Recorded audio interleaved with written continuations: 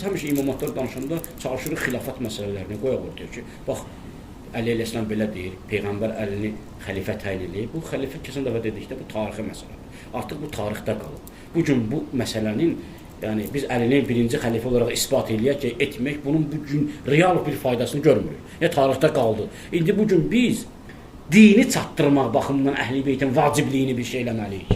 Anlatmalıyıq. Biz anlada bilməliyik ki, bu günləri Qurandan sonra bizə ən vacib olan, lazım olan kitablardan biri Nəhcül Bəlağat. Niyə görə? Çünki orada biz Məsumun sözünü görürük, orada biz Əlinin sözünü görürük, orada ibadətin mahiyyəti doğru izah olunub, orada dinin əsl mahiyyəti doğru izah olunub. Bizə bir dənə misal deyim. Deyir ki, İnnəqu mən əbədullaha rəğbətən fəzaləkə ibadətə tutacaq. Həzrət buyurur ki, bir dəstə insan var ki, Allaha rəğbətlə, yəni nəsə qazanmaq məqsədilə ibadət edir. Yəni doğru anlamayıb dinin mənasını. Elə bilir ki, ibadət ancaq onun üçün lazımdır ki, bu neynəsin? Axirətində cənnətə qazansın. Fəqət məqsədi cənnət deyil. Allaha gedib yetişmək deyil, mənəviyyat qazanmaq deyil, cənnəti almaq, satın almaqdır. Deməli, biz dini 3 dənə kəlmədə elə bir şəkildə ibadəti bəyan edib əleyhissalam. Baxırsan, deyirsən ki, bu insan mütləqdir ki, çeşmədən su için. Hikmət çeşməsindən su için. Peyğəmbərin hikmətindən yiyələnib, Qur'anın dərinliklərini bilir. Ona görə deyirəm ki, Qur'anın bəyana ehtiyacı var, dinin düzgün bəyana ehtiyacı var, eyni zamanda ibadətin də düzgün bəyana ehtiyacı var, eyni zamanda məadın, məbdənin də, başlanğıcı və sonun da düzgün bəyana ehtiyacı var. Axirət nə üçündür? Bizə niyə lazımdır? Fəqət cənnəti qazanmaq üçün, cənnət də var orada. Fəqət cəhənnəmdən qorumaq üçün, o da var. Amma əsas məsələ o deyil. Əsas məsələn Əli əleyhissalam buyurur. Deyir ki, İnnəqu mən əbədullaha rəğbətən. Bir dəstə insan var ki, Allaha nə ilə ibadət edir? Cənnəti qazanması. Tilkə ibadətü tüccar.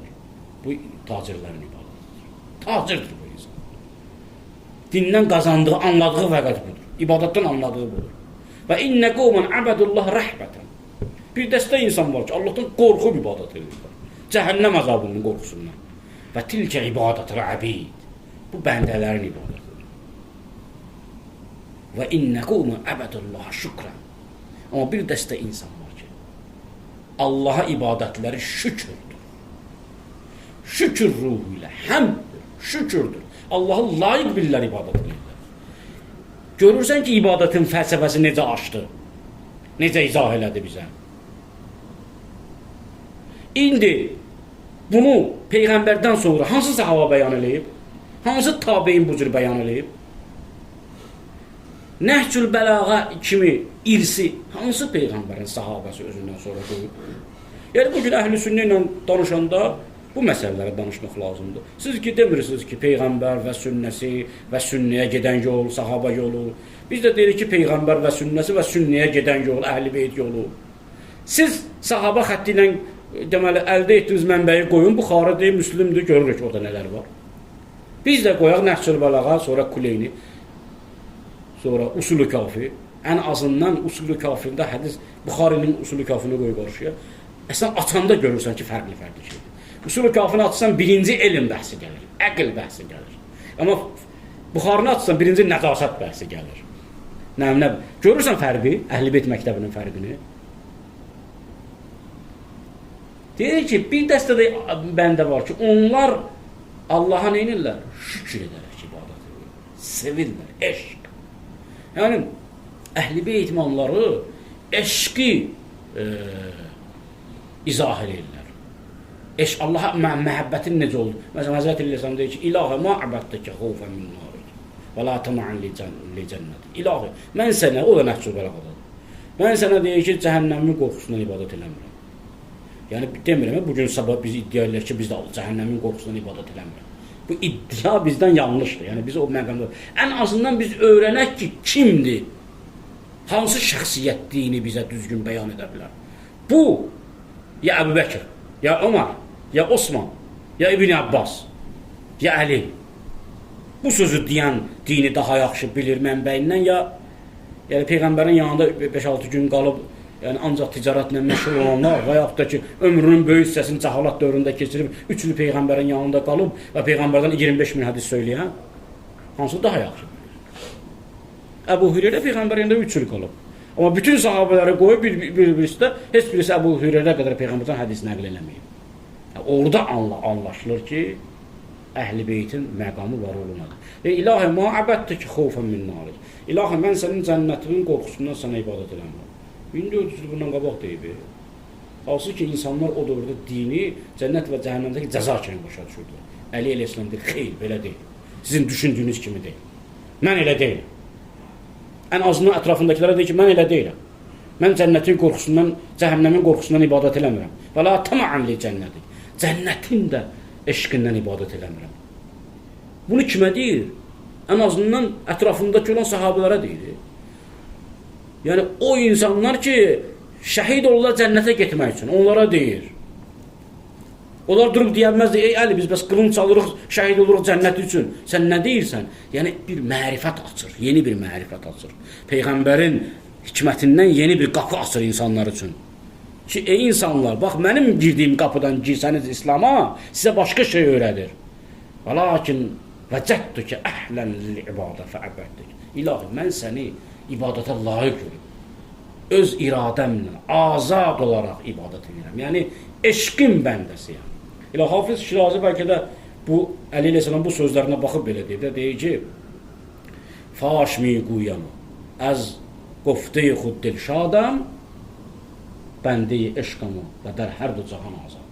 Yəni, aşkar deyirəm sözümü və bu sözümdən də çəkinmirəm mən.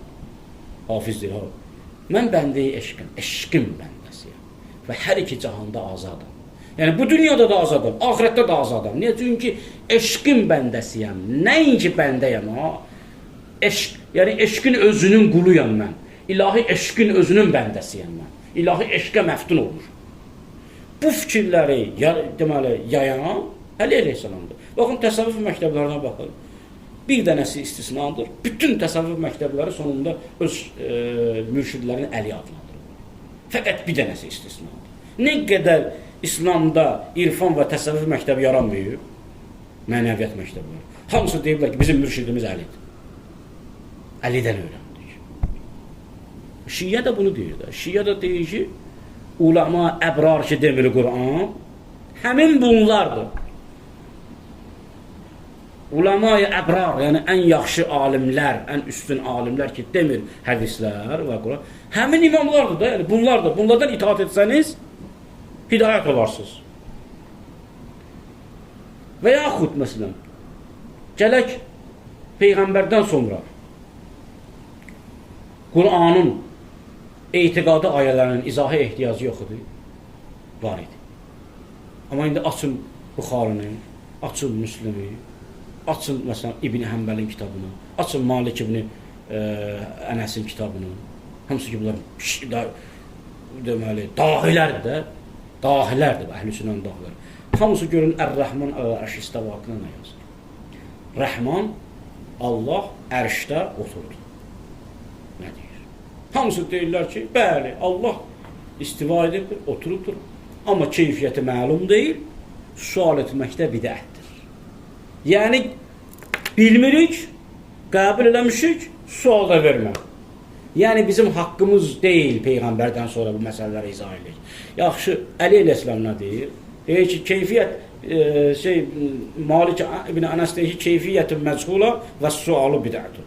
Allahın ərşdə oturmasının keyfiyyətini biz bilmirik, sual etməkdə bidətdir. İbn Teymiyyə deyir ki, əslən, necə ki, mən stolun kürsüyə oturmuram, Allah da o cür əyləşir.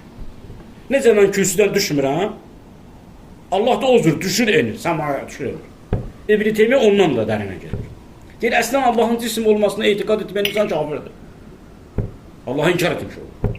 Allah deyir, cisimdir. Kim desə ki, Allah cisim deyil, o kafirdir. Niyə görə bu oldu? Çünki Peyğəmbərə, sünnəyə və Qur'ana gedən yolu itirdilər. Amma Əli əleyhissalam nə deyir? Daxilin fişşey, la kəşşeyin daxilin fişşey. Və xaricin ənişşey, la kəşşeyin xaricin minşey. Bir şeyin həm içindədir, həm çölündə. Amma bir suyun, bir şeyin içində olduğu kimi yox. Bir şeydən həm də xaricdir. Amma bir şeyin başqa şeydən xaric olduğu kimi yox. Ma'a kulli şeyin la bi muqaranatin və qeyri kulli şeyin la bi muzayiratin. Allah hər şeylə bərabərdir. Amma bir şeyin bir şeyə yaxın olması kimi yox. Və hər şeydən ayrıdır. Amma bir şeyin başqa bir şeydən ayrılması kimi yox. Yəni fasilə yoxdur. Allah ilə məxluq arasında. Və ya bir şeyə yaxınlıq da yoxdur. Məsafə yaxınlığı. Nə məsafə uzaqlığı var Allahın məxluqla, nə məsafə yaxınlığı var. Bəs yaxınlıq nədir? Elm, qüdrət yaxınlığı. Zatı ilə, hər şeylə əhatə eləmişdir. Elmi ilə, qüdrət ilə, zatı ilə. İndi bunu bizə kim öyrədir? Nəhcül Bəlağa. Baxın, Nəhcül Bəlağanın önəmini bilmək istəyirsinizsə, bunlar çox mühüm mövzulardır. Bunları yadda saxlamamız lazım. Deməli, İslam tarixində Nəhcül Bəlağaya yazılan ilk və ən dəyərli təfsirlər və şərhlər Əhl-i-Sünnə tərəfindən yazılır. Biri İbn Əbil Hədid Mu'təzili 12-13-cü əsrdə təfsirlərində yazıb. Biri də ki, Muhammed ibn Əbduh 20-ci əsrdə Əl-Əzərin professorlarından biri. Hər ikisi Əhl-i-Sünnədir. Çünki bilirdirlər bunun yanaşması, o dinə izahı başqa bir şey. Bilirdilər ki, ibadəti burada necə izah edir, əxlaqı necə izah edir, İslam əxlaqını Həzrət Nəhcül Bəlağ necə izah edir. Yəni bilirdilər ki, geniş bir üfüq açır bizim qarşımızda. Ona görə Əhl-i Beytə möhtacdır. Yəni bütün müsəlmanlar Əhl-i Beytə möhtaclar. Qur'anın anlaşılmasında, hədisin anlaşılmasında, sünnənin anlaşılmasında. Məsələn, misal deyim, bir dənə misal. Fəxrəddin Razi eşitmişsiniz də hamımız. Fəxrəddin Razi 11-ci əsr Şiyə, daha doğrusu Əhl-i Sünnə və Əşəri kəlamının ən dahi şəxsiyyətlərindən biridir. Və İmam-ül Müşəkkikin deyilir ona. Niyə İmam-ül Müşəkkikin deyilir Fəxrəddin Raziyə? Çünki şəqqaq olubdur. Yəni İslam dünyasında şəkkin əsasını qoyur. Və İmam-ül Müşəkkikin özü də deyir ki, mənə İmam-ül Müşəkkikin ona görə deyirlər ki, məbdə və məad barəsində, yəni məbdədən məədə qədər, yəni yaradılışdan, Allahdan məada qədər elə dini məsələ yoxdur ki, həmin məsələdə şək yaradır.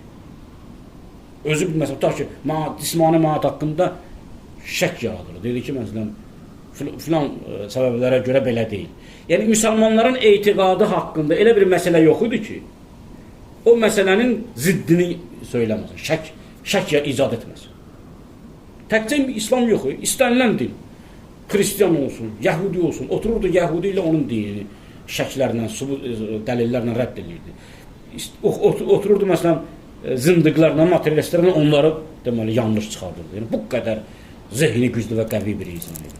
Amma nə deyir? Deyir ki, məni ki, belə adlandırırlar, amma mən deyir, sahabələrlə Əli ilə İslam arasında bir ziddiyyət gördüyüm zaman o şəkki qoyuram kənara. Özündə olan şəkki qoyuram kənara. Əgər tutaq ki, görürəmsə, Əli ilə İslam bir məsələdə Ömərlə ixtilaf edir, Əbubəkirlə ixtilaf edir, İbn Məsudla ixtilaf edir, Ubey ibn Kəblə ixtilaf edir. Orada kimin sözünü əsas götürürəm? Əlinin sözünü. Niyə görə? Çünki deyir, əlinin sözü məndə qət hasil yaradır. Qətti dəlil yaradır. Qətti bir yəqinlik yaradır ki, bu Peyğəmbərin sünnəsini hamısından yaxşı bilir. Bu eyni Peyğəmbərin sözünü deyir. Niyə görə? Çünki deyir ki, Peyğəmbərin hədisi var, mütəvatir hədisi var əlimizdə. Deyir ki, da səhih hədisi var. Deyir ki, Allahumma ədir haqqə ma'aliyyin heysi dar. Ey Allahım, haqqı Əli ilə qərar ver. Əli haradadırsa, haqq da onun yanında olsun. Yəni, haqqı əlinin ətrafında fırlat. Nəinki əlinin haqqın ətrafında. Haqqı Əli ilə bərqərar elə. Təsəvvür edirsən nə boyda duadır? Yəni, Peyğəmbər deyir ki, ey Allahım, bu nə edirsə, haqq edir. Haqqı bundan ayırma. Haqq həmişə Əli ilə olsun. Və bu kəlməni eşitdiyim zaman mənə məlum oldu ki, mən təalləmə dinihi min Aliyyin fəqəd istəmsəkə bil-urvətil vüsqa. Kim öz dinini Əlidən öyrənsə, o ən böyük möhkəm ipə yapışmışdır. Hansı məsələdə? Bismillah məsələsində. Yəni, Fəxr-i Razinin böyük təfsiri var. Əl-Kəbir, Məfatil Qeyb, təfsiri Kəbir.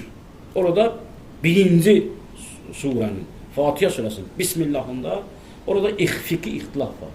Yəni, Əhl-i Sünnəyə görə Bismillahı demək olmaz. Deyilsə də yavaşdan deyilməlidir. Amma Fəxri Razi hədislər gətirir Əli əleyhissalamdan ki, Həzrəti Əli əleyhissalam Bismillah həmişə ucadan oxuyur. Və buradan Bismillahın lazımlığını çıxardır. Deyir ki, Bismillah namazda vacibdir deyilməsi. Və 2 dənə hədis gətirir. Yəni, biri Ənəs ibn Malikdən, biri də ki, Abdullah ibn Müğəffəldən ki, onlar deyirlər ki, Ənəs ibn Malik deyir ki, mən Peyğəmbəri gördüm. Peyğəmbərdən sonra Əbubəkri gördüm, Öməri gördüm və Osmanı gördüm ki, namaz qılarkən Bismillahı demirdilər. O yox, desəydilər də biz eşitmədik. Orada Fəxrəddin Razi deyir ki, orada Ənəs ibn Malikin sözü mənim üçün dəlil deyil. Nə də Abdullah ibn Müğəffəlin sözü mənim üçün dəlil deyil. Onlar yanıla bilər. Amma Əli yanıla bilməz. Niyə görə? Çünki Əlidən bizdə açıq dəlillər var ki, Əli əleyhissalam namazda Bismillahları deyib. Və mən də bu məsələdə Əli əleyhissalama iqtida edirəm. Və kim dinində Əliyə iqtida eləyərsə, və mən iqtada fi dinihi Əliyyən fəqəd istamsaka bil urvatil vusqa. Kim dinində Əliyə iqtida eləyərsə, o ən böyük bir deməli mənbəyə iqtida eləmişdir. Ən böyük bir vəsiqəyə yetişmişdir. Ən böyük bir deməli elmə gedib yetişmişdir. Möhkəm bir dəlillə sarılmışdır. Baxın, Əhl-i Sünnənin alimləri Əhl-i Beyt imamları haqqında bu cür deməli rəylər irəli sürdülər ki, inşallah gələn dərslərimizdə başqa açıdan inşallah Əhl-i Beytin önəmindən danışırıq. Əssalamu aleykum və rəhmətullahi və bərəkətuhu.